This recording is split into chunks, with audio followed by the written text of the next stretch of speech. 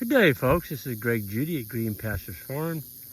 Today I wanted to show you what our selective grazing is doing. That's what they call it. The pundits that say what we're doing doesn't work, they call it selective grazing. Well, here's selective grazing. It's the driest August since 1902. And Greg is doing selective grazing.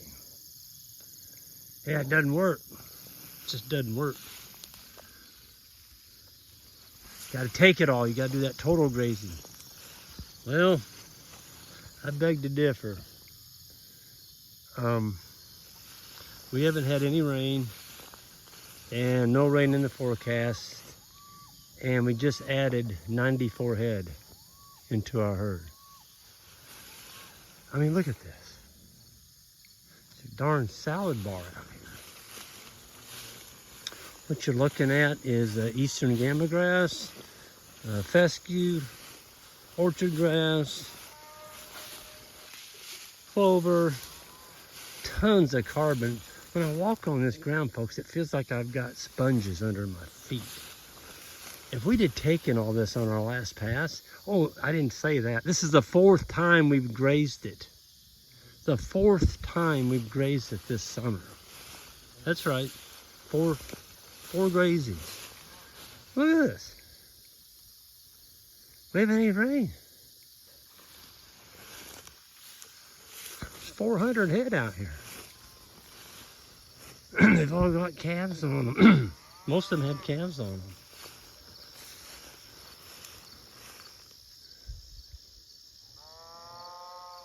Cattle are just fat. They're just pig fat. You know? Here's the deal. I'm just going to give a quote from what Ian says. When people tell you to do something and it sounds too good, maybe you need to be following where the money goes back to. Follow that money trail back to the source to see where all the money's going. And if it sounds too good to be true, it may be. I've already had 3 emails from people doing this other grazing, and they're like, Greg, our grass hasn't grown back. It hasn't rained. What do? We don't have anything left. They're feeding grain in August to try and keep their cows going. Feeding grain.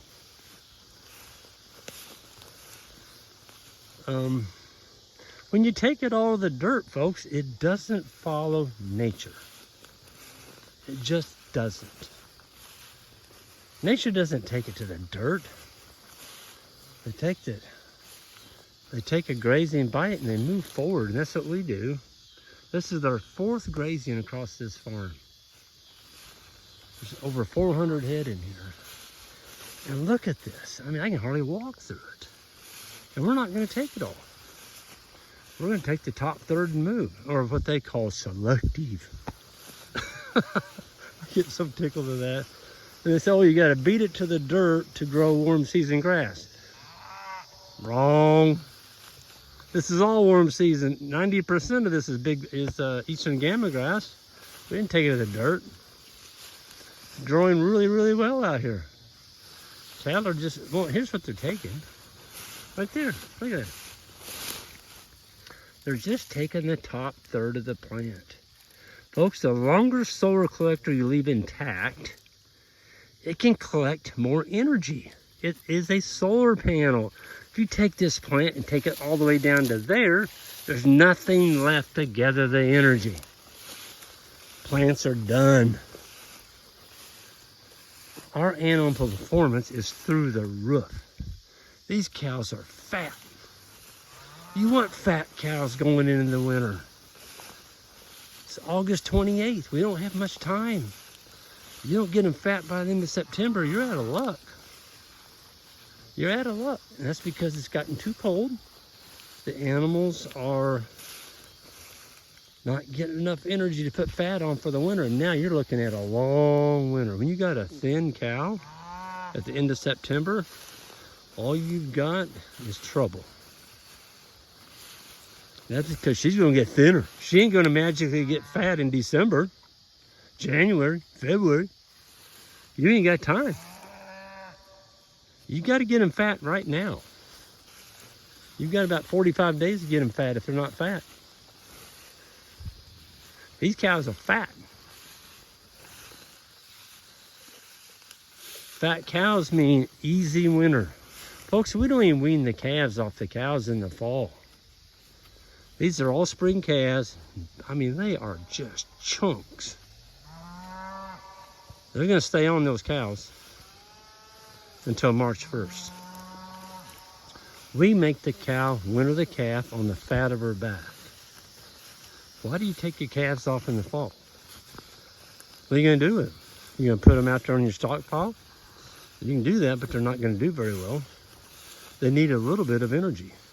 And they're getting that little bit of energy through them cows by giving them just a little bit of milk.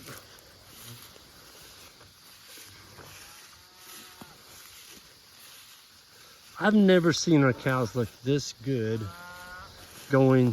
approaching fall. We're gonna be in winter here pretty quick. A couple months, we're gonna be down in the low 30s, and this grass is gonna stop growing. And if it keeps going like we are, we're gonna have pretty good stockpile. Look at this. That's Korean Lespedeza. We didn't plant anything here, folks.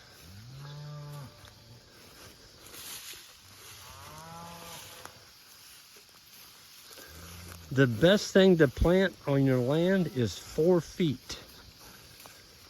4 cow feet, or 4 sheep feet, as long as the room in it.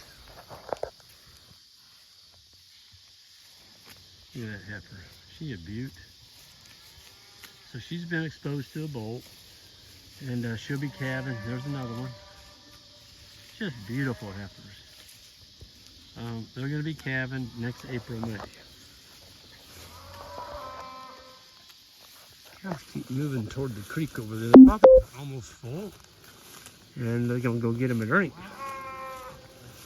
So we're going to be taking out all the bowls tomorrow, and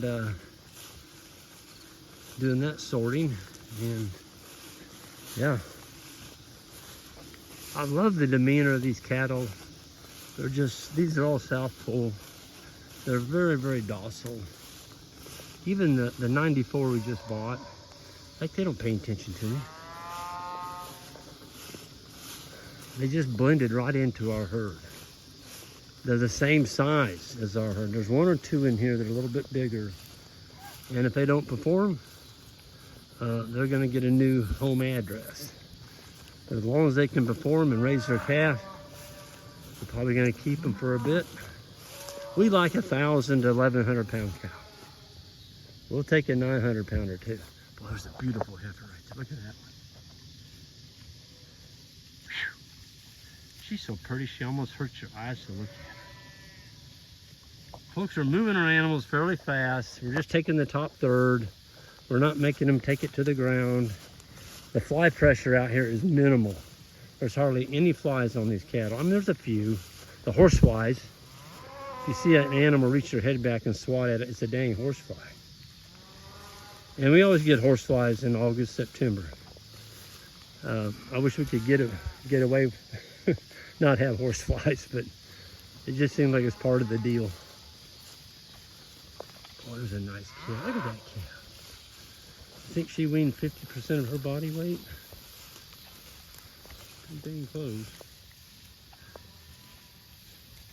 That's one of those that we bought. So that calf was born, it's probably a May calf. So it's gonna, is it a little heifer? Yep, it's a heifer calf.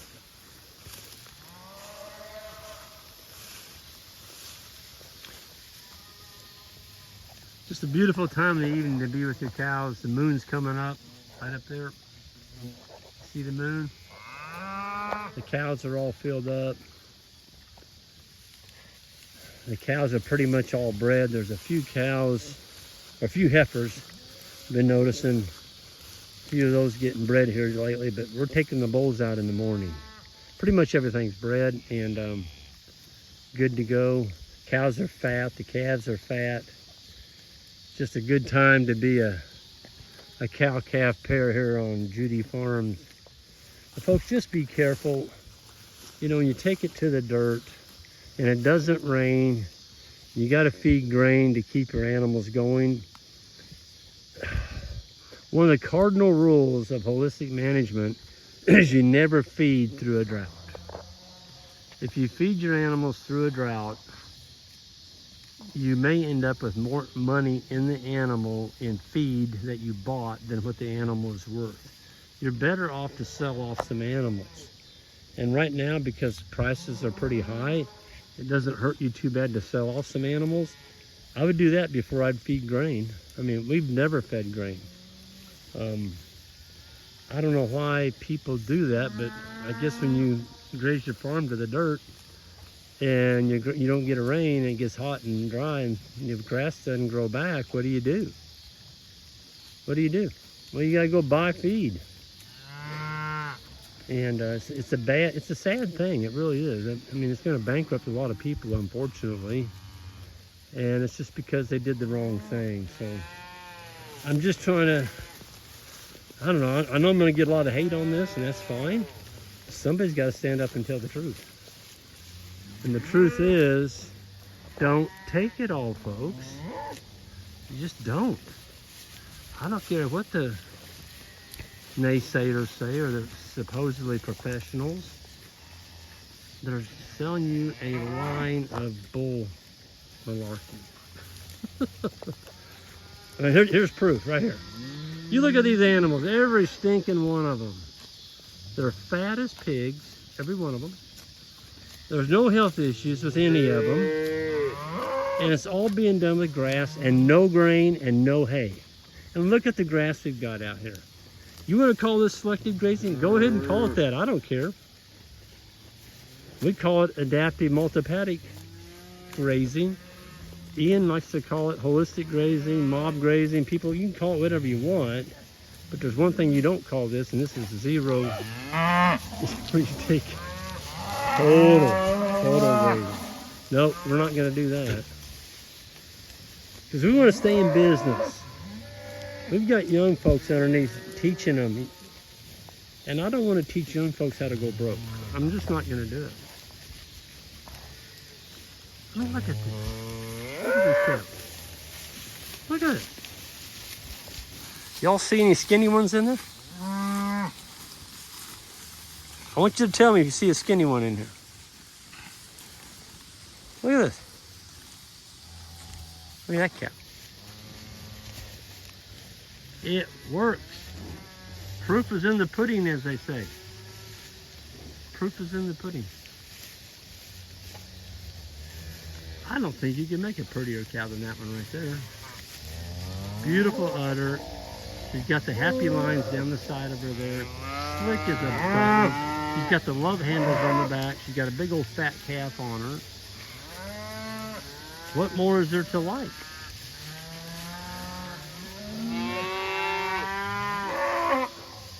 I love being with my cows. I tell you why I love being with them, because they're happy, they're fed.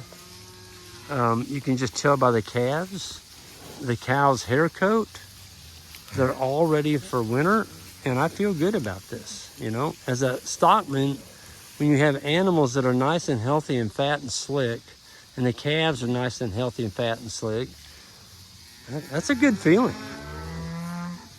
That's a really good feeling. Look down the tops of the back of your cows. Do you see bones sticking out?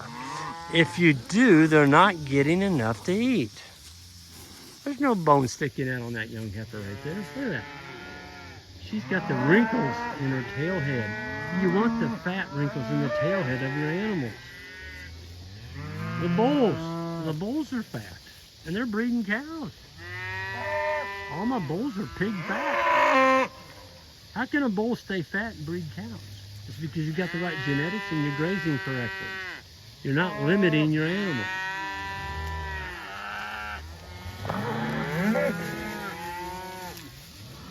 When you got this big of a herd, you're always going to have some bawling going on because they can't see their baby. That's what they're doing. They're trying to find them. The mom is trying to find the babies. But I can tell you this, when we added that other 94 head in here, we're getting a really good graze. it's a lot more even graze. We're taking the top third and we're moving. We're not taking it all. We're just taking the top third. And by doing that, we're leaving a nice solar collector intact to catch sunlight to grow back grass for winter stockpile. So if we took this down to the soil and took a total graze on it, we wouldn't be able to come back here again this year. So we would have knocked out this whole farm. We couldn't come back to it. That doesn't make any sense at all. I've been in this thing for, well, I'm 66 years old. So I've been in it around 40 years, and people told me 40 years ago we were nuts. But those people that told me that, they're out of business now. Most of them have a town job or they're dead. And we're still going, you know, and we're growing. We're growing. We're still adding more young people to our farm. We want to teach the next generation how to make a living on the farm. And that, you know, that's kind of a legacy I think everybody should do, is teach somebody young, because we need more young people on the land. And if we don't teach them the right way to graze, guess what? They're not going to be on the land. They're going to be flipping burgers or working at a town job behind a computer screen. They're not going to be able to make it. They can't. They can't make it because their cows didn't breed back, or their grass didn't grow back. So I'm sorry, I guess I kind of got off on a tangent tonight, but it was something that I had to say. I know I'm going to take a lot of slack for it. That's all right. I've got big shoulders. I can take it. How you doing? This is 998. When you rub her head, there's only one problem. She likes it, and then she'll come. She won't leave you alone. She just wants more. Don't you want more of it, 998? Yeah. I like cattle that are friendly. If I've got to run from them when I go into the paddock, I don't think you need that animal on your farm. And I've had those when we did the custom grazing days. We ran other people's cattle, and there was cattle you had to run. If you didn't run from them, they'd kill you. And I asked the owner, why do you keep cattle like that? Well, Greg, they give me an awful nice calf every year. I'm like, well, what are you gonna do when them cows get your kids down and kill them? Kill one of your kids, or you? Is that nice calf worth that? Folks, there's a beautiful pair right there. Look at that. That's the 25th calf born. So that would be a April morning calf. Just a beautiful heifer calf. Nice. Look how fat that cow is. Folks, you gotta get them fat. You can't do it if you're limiting the groceries they get by feeding them low energy plants. Here it is. I just wanted to show you all. This is the results of our grazing management. The management that everybody's saying doesn't work. I'm getting. We're gonna go broke. We're gonna go broke. Can't do it that way. Whatever. Some of those people doing it the other way are now finding out after feeding grain for a month and no grass and no rain. Grass hadn't grown back because they took it all. They got a long road to hold. So anyway, I'm going to get out of here and enjoy the rest of the evening with these fat cows on ample, thick, lush grass. And taking the top third and leaving the other 2/3. That's what we do. Keep the ground covered. The dew. We collect a lot of dew because we have forage out here that collects dew. And people say, oh, the dew doesn't do you any good. What do you mean it doesn't do any good? The plants get a drink every morning. You walk out here and you got shoes on in the morning, they're going to be soaking wet. Where do you think that soaking wet water is going? It's going down to these plants. If you take it all, you don't catch any dew. Keep the ground covered. Y'all have a good one, folks. Newbies to the channel, hit that subscribe button, and we'll see you next time.